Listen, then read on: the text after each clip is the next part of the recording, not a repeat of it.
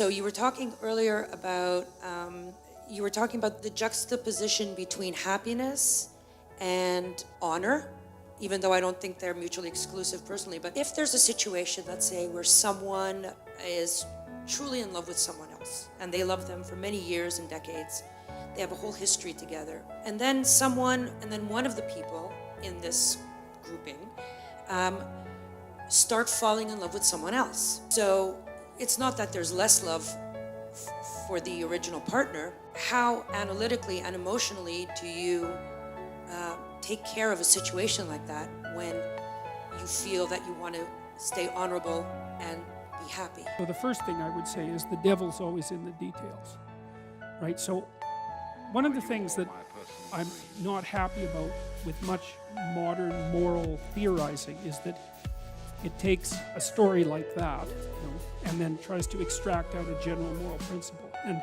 often that's impossible because the particulars of the situation are very important. But having said that, all right, so let me think about that for a minute. I'm not sure that it's possible to be honorable in a situation like that, because I think that you've acted out the violation already. And having acted out the violation, to confess it might be the right thing to do, although perhaps not.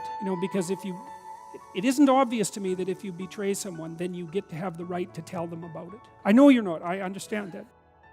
I understand. My observation has been that if there's a tight relationship, and if one party is betrayed by the other in that manner, that it's almost always irreconcilable. It breaks. And I've helped people try to struggle through that, on both sides of it, the person who was betrayed and the person who did the betrayal. I've seen people grow up and not do it again, and this was in situations where their partner didn't know.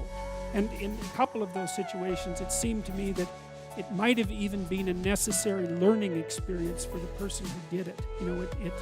It helped them develop.